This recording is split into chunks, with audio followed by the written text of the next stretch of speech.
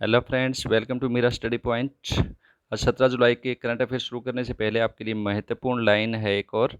जब बना लिया हौसला ऊंची उड़ान का, तो फिर देखना क्या कद आसमान का। ओके फ्रेंड्स, जब भी आपने जो है ना कुछ करने की ठान ली है, अब आपने किसी कंपटीशन में सफलता हासिल करने की ठान ली है, तो चाहे कितनी भी कठिनाई आए आपके सामने, आपको वापस मुड़ के नहीं देखना है। ठीक है। एक लगातार जो है ना बिना थके हुए कंटिन्यू अभ्यास करते जाना है, प्रैक्टिस करते जाना है, और जब तक मंजिल ना मिल जाए तब तक हमें रुकना नहीं है, चाहे कितनी ही बड़ी कठिनाइयाँ आएँ। ठीक है। चलो इसी हौसले के साथ करते हैं शुरुआत। पहला क्वेश्चन, भारत और किस देश के बीच अजय वॉरियर संयुक्त सैन्य अभ्यास का 5वां संस्करण आयोजित किया गया? अजय वॉरियर यानी वो योद्धा जिनको हराया ना जा सके, तो ये एक संयुक्त सैन्य अभ्यास है, इसका 5वां संस्करण आयोजित किया गया है। तो भारत और कौन सा देश? भारत और ब्रिटेन के बीच में। ठीक है। अभ्यास का उद्देश्य क्या है? आतंकवाद रोधी जितने भी अभियान हैं उन पर जोर देना। ठीक है। और कंपनी स्तरीय जो प्रशिक्षण है वो आयोजित करना इसका उद्देश्य है। दोनों देशों के लगभग 120 से अधिक सैनिकों जो है ना इस अभ्यास में हिस्सा लिया था। ठीक है। और दोस्तों, ये क्वेश्चन इंपॉर्टेंट था इसलिए मैंने लिया है। ये जो है ना लगभग फरवरी में हो चुका था, ये फरवरी 2020 में हुआ था, ये दोनों देशों के बीच में अजय वॉरियर संयुक्त सैन्य अभ्यास। ठीक है। और दोनों देश अतीत में विभिन्न उग्रवाद और आतंकवाद विरोधी अभियानों के दौरान प्राप्त अपने अनुभवों को साझा करते हैं इस अभ्यास में। ठीक है। और जिक्र हुआ ब्रिटेन का राजधानी है लंदन, पीएम है बोरिस जॉनसन और मुद्रा है पाउंड। अगला क्वेश्चन, किस बॉलीवुड अभिनेत्री को टोरंटो अंतर्राष्ट्रीय फिल्म महोत्सव 2020 के राजदूत के रूप में चुना गया है? तो टोरंटो अंतर्राष्ट्रीय फिल्म महोत्सव होना है, उसकी राजदूत किसे बनाया गया है? ये तस्वीर है आपके सामने, शायद पहचान लिया होगा, प्रियंका चोपड़ा। ठीक है। ये हमारे देश की मिस वर्ल्ड रही हैं सन 2000 में। ठीक है। तो फिल्म महोत्सव में जो है ना जो होगा, इसमें राजदूत के रूप में चुना गया है प्रियंका चोपड़ा को। अगला क्वेश्चन, रुद्रेंद्र टंडन कहाँ के भारतीय राजदूत बने हैं? रुद्रेंद्र टंडन, ये रुद्र जमा इंदर यानी रुद्रेंद्र टंडन, ये कहाँ के बने हैं? अब ये अफगानिस्तान के राजदूत बनाए गए हैं। ये आपके सामने पिक लगा रखी है। ठीक है। यही है रुद्रेंद्र टंडन। ओके फ्रेंड्स, और ये अफगानिस्तान जिसको आज बोला जाता है, ये कभी महाभारत आपने देखी है तो महाभारत में जो गांधार देश हुआ करता था, ठीक है, शकुनी जो था गांधार का, तो वो गांधार देश ही वर्तमान में अफगानिस्तान है। ठीक है। और हमारे यहाँ बॉलीवुड जो एक्टर है कादर खान, उसका जन्म भी काबुल में ही हुआ था। ठीक है।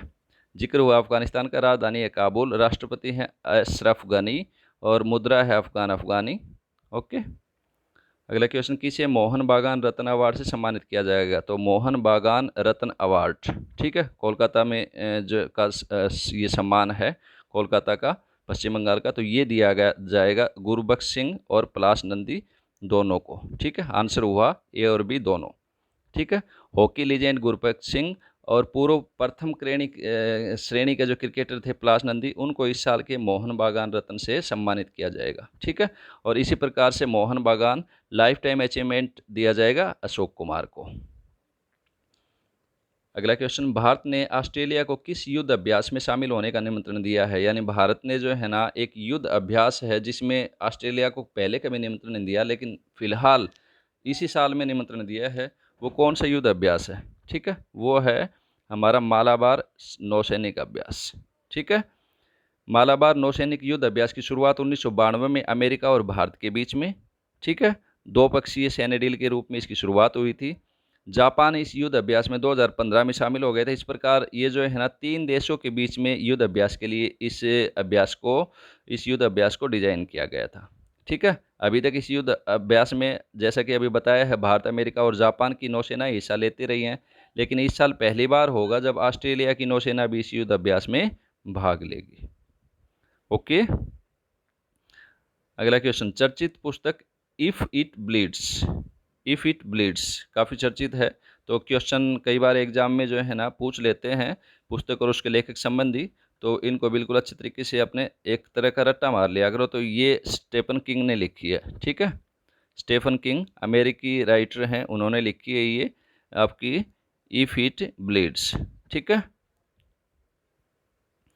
अगला क्वेश्चन, बढ़ते कोरोना के कारण किस राज्य सरकार ने लॉकडाउन 31 जुलाई तक बढ़ा दिया है?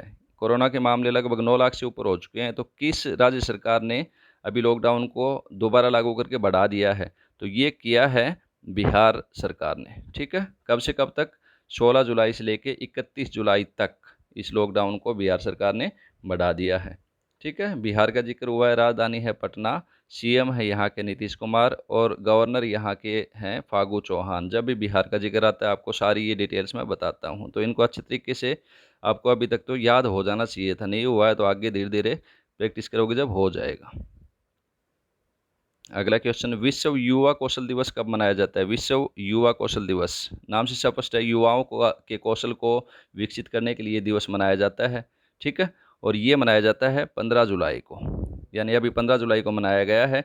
इसकी स्थापना कब हुई थी, शुरुआत कब हुई थी? 2014, 11 नवंबर 2014 को संयुक्त राष्ट्र महासभा द्वारा इसकी शुरुआत की गई थी। ठीक है, और पहला जो विश्व युवा कौशल दिवस था वो मनाया गया था 2015 में, 15 जुलाई 2015 को। ठीक है, तो अब ये इसका 5वां जो है ना सालगिरह थी ये इस विश्व युवा कौशल की। ठीक है, और महत्व आपको बता ही दिया कि युवाओं के कौशल विकास में निवेश के महत्व के बारे में जागरूकता बढ़ाने के लिए मनाया जाता है। अगला क्वेश्चन, किस राज्य ने ई क्रॉप द्वारा फसलों का ऑनलाइन पंजीकरण शुरू किया है? ई क्रॉप के माध्यम से, यानी ऑनलाइन पहले आप रजिस्ट्रेशन करोगे मोबाइल के कंप्यूटर के माध्यम से। ठीक है, पहले रजिस्ट्रेशन करोगे फिर जाके आपकी फसल की बिक्री होगी। तो ये ऑनलाइन पंजीकरण किस राज्य सरकार ने शुरू किया है? आंध्र प्रदेश सरकार ने। ठीक है, और आंध्र प्रदेश का जिक्र हुआ है तो इसकी स्थापना हुई थी 1 नवंबर 1956 को। और एक महत्वपूर्ण क्वेश्चन बनता है दोस्तों इसमें कि भी भाषाई आधार पर गठित होने वाला भारत का पहला राज्य कौन सा है? तो वो है आंध्र प्रदेश। ठीक है, इसकी राजधानी है वर्तमान में अमरावती। ठीक है, सीएम है वाईएस जगन मोहन रेड्डी, गवर्नर है विश्व भूषण हरिचंदन। ठीक है, और आंध्र प्रदेश में कई प्रसिद्ध स्थान हैं, जैसे हरिकोटा में सतीश धवन अंतरिक्ष केंद्र। ठीक है, कोलेरू और पलीकट झील ये भी आंध्र प्रदेश में है। नागार्जुन सागर बांध जो कृष्णा नदी पर है ये भी आंध्र प्रदेश में है, और नागार्जुन सागर टाइगर रिजर्व ये भी जो है ना आंध्र प्रदेश में है। और एक महत्वपूर्ण क्वेश्चन कि गुजरात जो हमारे हिंदुस्तान की सबसे बड़ी जो है ना समुद्र तट गुजरात का है, तो दूसरा सबसे बड़ा समुद्र तट आंध्र प्रदेश का है। ठीक है फ्रेंड्स, अगला क्वेश्चन, किस राज्य को elite excellence award 2020 elite excellence award 2020 से सम्मानित किया जाएगा? तो ये किया जाएगा छत्तीसगढ़ राज्य को। ठीक है, और क्यों किया जाएगा? छत्तीसगढ़ राज्य ने एक बहुत ही अच्छी गाँव के विकास के लिए योजना शुरू करी है, सुराजी गाँव योजना। ठीक है, और एक मुख्यमंत्री दर्पण वेबसाइट शुरू करी गई है, मोबाइल ऐप। इन दोनों के लिए जो है ना इस राज्य को सम्मानित किया जाएगा इलाइट एक्सीलेंस अवार्ड 2020 से। ठीक है, जिक्र हुआ छत्तीसगढ़ का। छत्तीसगढ़ की राजधानी है आपकी नया रायपुर, अटल नगर जिसको बोलते हैं, और इसकी स्थापना हुई थी 1 नवंबर सन 2000 को। ठीक है, सीएम है वर्तमान में भूपेश बघेल और गवर्नर है अनुसुईया उइके। अगला क्वेश्चन, किस आईआईटी ने शुद्ध नामक सैनिटाइजिंग उपकरण विकसित किया है? यानी सैनिटाइजिंग उपकरण है ये जिससे सैनिटाइज होते हैं हम। तो ये तस्वीर आपके सामने है। ठीक है, ये शुद्ध सैनिटाइज उपकरण है। इसकी शुरुआत या इसका जो है ना विकसित किया है आईआईटी कानपुर ने। ठीक है, इसकी विशेषता क्या है कि इस डिवाइस से 15 वाट की जो है ना 6 अल्ट्रावायलेट लाइट इसमें लगी हैं, और इन्हें दूर से ही मॉनिटर किया जा सकता है। कोई भी व्यक्ति व्यक्तिगत रूप से इनको मॉनिटर कर सकता है। ठीक है, और इस डिवाइस की एक खास विशेषता ये है कि लगभग 15 मिनट में ये 10 बाई 10 का जो कमरा है उसको कीटाणु रहित कर सकता है। ठीक है, जिक्र हुआ है ये कानपुर का, तो कानपुर कहाँ है? उत्तर प्रदेश में। तो उत्तर प्रदेश की राजधानी लखनऊ, और उसको उत्तर प्रदेश को राजधानी जो लखनऊ है इसको नवाबों का शहर भी कहते हैं। ठीक है, सीएम है योगी आदित्यनाथ, गवर्नर है आनंदीबेन पटेल। अगला क्वेश्चन है, वीजा ने वीजा सिक्योर प्रोग्राम लॉन्च करने के लिए किस बैंक के साथ समझौता किया है? Visa secure. ठीक है, वीजा जो डेबिट कार्ड है उसने जो है ना वीजा सिक्योर प्रोग्राम लॉन्च करने के लिए किसी बैंक के साथ समझौता किया, तो वो बैंक है फेडरल बैंक। ठीक है, पेमेंट टेक्नोलॉजी में सबसे आगे वीजा ने फेडरल बैंक के साथ बैंक के कार्ड धारकों के लिए वीजा सिक्योर प्रोग्राम शुरू करने के लिए समझौता किया है। ठीक है, इसकी वजह से क्या है कि डिजिटल लेन देन और अधिक सरल होगा और ज़्यादा सिक्योर होगा, सुरक्षित होगा। ठीक है। फेडरल बैंक की स्थापना हुई थी 1931 में और इसका हेडक्वार्टर है केरला में। अगला क्वेश्चन, सीआरपीएफ के राष्ट्रीय वृक्षारोपण अभियान का शुभारंभ किसने और कहाँ किया है? सीआरपीएफ, ठीक है, फुल फॉर्म है इसकी। सीआरपीएफ की आपको पता ही होगा, नहीं पता है तो बहुत ज़रूरी है, ऐसी चीज़ें ध्यान रखा करो। सेंट्रल रिजर्व पुलिस फोर्स, ठीक है। इसमें वृक्षारोपण की अभियान की शुरुआत की है, तो राष्ट्रीय वृक्षारोपण अभियान है, यानी सभी सीआरपीएफ के जितने भी राष्ट्र अपने यहाँ हिंदुस्तान में कैंप हैं, सब में ये वृक्षारोपण किया जाएगा। तो इसकी शुरुआत किसने की है, यानी यहाँ इसका शुभारंभ किया अमित शाह, जो हमारे गृह मंत्री हैं उन्होंने। ठीक है। सीआरपीएफ की स्थापना हुई थी 27 जुलाई 1939 को, हेडक्वार्टर है नई दिल्ली। ये एडिशनल पॉइंट्स आप लोगों के लिए बहुत महत्वपूर्ण होते हैं, इनको दोस्तों याद कर लिया करो। ठीक है। अगला क्वेश्चन है, कॉलकॉम वेंचर्स ने जियो प्लेटफॉर्म में कितने प्रतिशत हिस्सेदारी करी है? तो जियो प्लेटफॉर्म के अंदर कई कंपनियों ने पहले हिस्सेदारी कर रखी है, तो अब कॉलकॉम वेंचर्स ने भी जो है ना हिस्सेदारी करी है, वो है 0.15%। ठीक है। और इसके रुपये कितने हुए? लगभग 730 करोड़ रुपये का निवेश किया गया है जियो प्लेटफॉर्म में, कॉलकॉम वेंचर्स ने किया है। ठीक है। और रिलायंस की ही जो है ना कंपनी है ये जियो। रिलायंस की शुरुआत हुई थी 1966 में, धीरू भाई अंबानी ने करी थी। ठीक है। एमडी एंड सीईओ रिलायंस के हैं मुकेश अंबानी, हेडक्वार्टर मुंबई में। ठीक है। इसी प्रकार से जियो की शुरुआत हुई थी 2007 में रजिस्ट्रेशन के साथ, गुजरात से रजिस्ट्रेशन शुरू हुआ था इसका 2007 में जियो की शुरुआत, और संस्थापक इसके मुकेश अंबानी। ठीक है। अब जिक्र हुआ है क्वालकॉम वेंचर्स का, इसकी स्थापना सन 2000 में की गई थी, अमेरिकी कंपनी है ये। ठीक है। और हेडक्वार्टर इसका कैलिफोर्निया में। ठीक है। और इसके सीईओ हैं स्टीव मिलेनकोफ।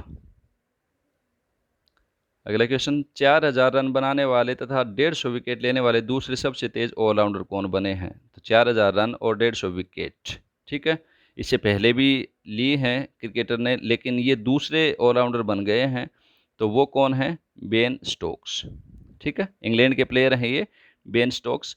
तो इंग्लैंड 64 मैचों में जो है ना, इस बेन स्टोक्स ने जो है ना इसकी ये जो खिताब है ये हासिल किया है, यानी 4000 रन और 150 विकेट, ये बेन स्टोक्स ने 64 मैचों में ये उपलब्धि हासिल करी है। जबकि इससे पहले वेस्ट इंडीज़ के गैरी सोबर्स ने 63 टेस्ट मैच में ये रिकॉर्ड हासिल किया था। ठीक है। ये आपको पता है कि कोरोना के दौरान जो है ना वेस्ट इंडीज़ और इंग्लैंड के बीच में पहला टेस्ट मैच चल रहा है। इंपॉर्टेंट क्वेश्चन है, ये भी पहले आपको बताया था। तो वेस्ट इंडीज़ और इंग्लैंड के बीच में पहला टेस्ट मैच कोरोना के समय में जो हुआ है वो, ठीक है, इसी में ये रिकॉर्ड बना है।